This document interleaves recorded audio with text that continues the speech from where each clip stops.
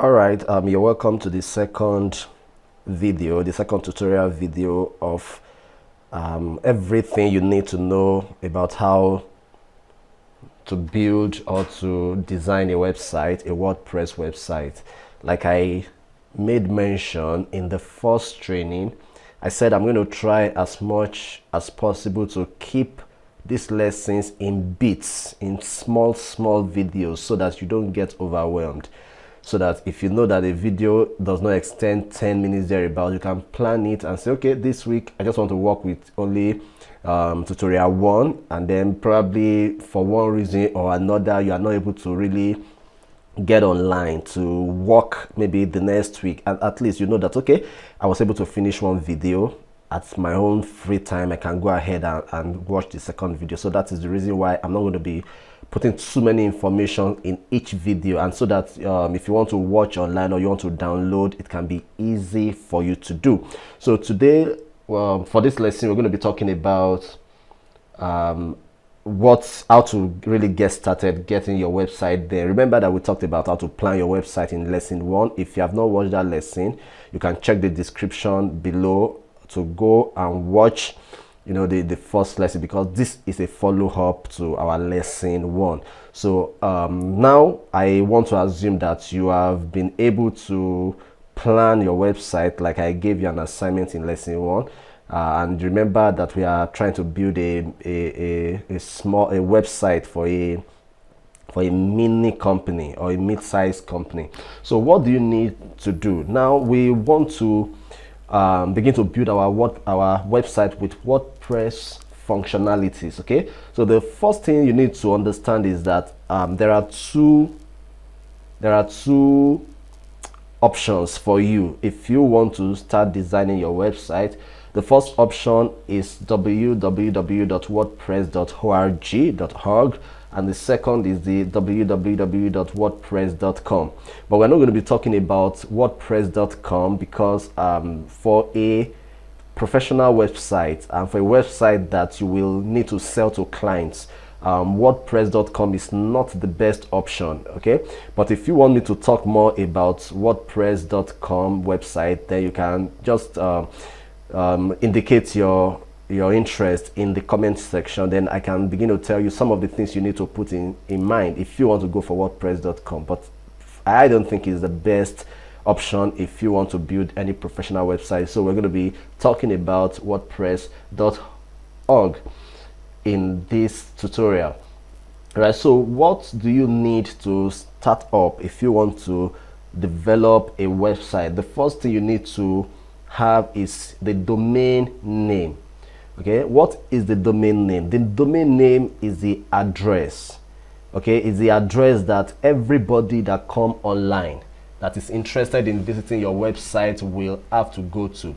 Usually when you want to get a domain name, you have to put some things into consideration. So I used to tell the kind of analogy I give is that domain name is more or less like the address of your shop. Okay, so if you have a shop in so and so street, and you want to tell somebody that, okay, if you come to so and so place, you are going to see me there, that is your domain name. Okay, so when you see www.so-and-so.com, www.flowers.com, okay, that is what we call the domain name. The domain name is the address that people are going to come to if they want to visit you. That is what domain name is all about. Then the second thing you need to put into consideration before you start designing your website is what we call the server. Now, what is the server? The server is like say a container where all the information that you're going to be putting on your website are going to be stored. Okay, so like I said, why the domain name is like the address of your shop, the server is like the shop itself. Okay, so if you are renting a 2-room shop, a 3-room shop, a 4-room shop, that inside that your store is like what we know to be server, okay, in website design. Okay, now a server more or less is a machine. Okay, it's a machine where all the information you're going to be putting on your website are going to be stored. But usually these machines are very expensive to use and to manage. So usually you are not going to be having your server, your personal server yourself. Okay, so what do you now do now that you cannot afford as a person or as an organization, that you cannot afford to own a server for yourself because it costs a lot of money? What you now need to do is that you have to go to a domain web hosting company. Okay, what do these companies do? They own servers and then they rent out servers to website users. Okay, just like a landlord rents a house to you, just like a landlord rents you a shop, since you cannot build a house yourself. That is what a server also means. It means that since you don't have a server for yourself, then there are companies that have these servers and then they rent out spaces on these servers for you. And that is what we call hosting. So after you have bought your www, you have to host that www on a server. And we have a couple of, several great companies that provide web hosting services. In Nigeria, it will interest you to know that we have international web hosting companies and our local web hosting companies.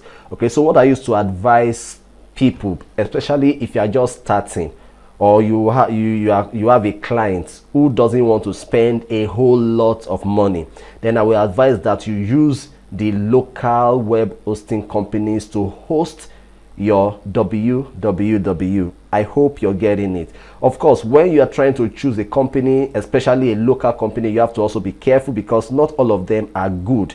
Okay, and some of them come very, very cheap, but when you start using them, you discover that it's just a waste of money. So you have to be careful to know the web hosting company that you are going to be patronizing, okay, to help you host your website. Okay, so like I said, the first thing you need is your domain name, that is your address. The second thing you need is web hosting. That is where you are going to be keeping all the information that are going to be stored on your website. Okay, the third thing you need is a theme. Now, what is a theme? We all use phones. Okay, now what a theme does to your phone is almost the same thing that it also does to your website. Normally, as a web designer, you don't want to start building your website from the scratch. Okay, you don't want to start building everything from coding everything from the start. Okay, so what you use in this case is that you use what we call the pre-made themes. They are available online. Some of them are for free, so some of them you have to pay to get additional functionalities. Okay, so the theme that you're going to be using for your website will dictate how your website will look at the end of the day. All right, so when we get there, you will see more of what I'm trying to say. Then after your theme, the next thing you want to have is a logo. Now, what does a logo do? Of course, we all know what logos are. They distinguish your company or distinguish your brand or distinguish your person from every other person out there. So it is good for you to have a logo already made for your website. And then another thing that might be very nice for you to have is your domain email address. Okay, so what is the importance of a domain email address? They help present you as a professional, a professional brand. Okay, normally you don't want to use the general email that everybody is using out there. So instead of using maybe say your name at gmail.com, you might want to use, like myself, you might want to use info@semicircle.com. And if your website is say flowers.com, you can say help@flowers.com. So it presents you as a unique and professional, brand than when you use the general website that general email that every other person out there is using. Okay, so that is the importance of having a customized email address for yourself. All right, having said that, now to get started, the first thing you want to do is that you want to buy a domain name. Okay, you want to buy a domain name. Like I said, what is a domain name? A domain name is the address that everybody visits anytime they come online to visit a particular website. So it could be www.yourname.com, it could be www.careline.com, it could be www.motorcycle.com. It could be anything you want to do. So what are the things to put into consideration when trying to buy a domain name? The first thing is that your domain name has to be very unique and easy to remember. Okay, so you don't want to use a domain name that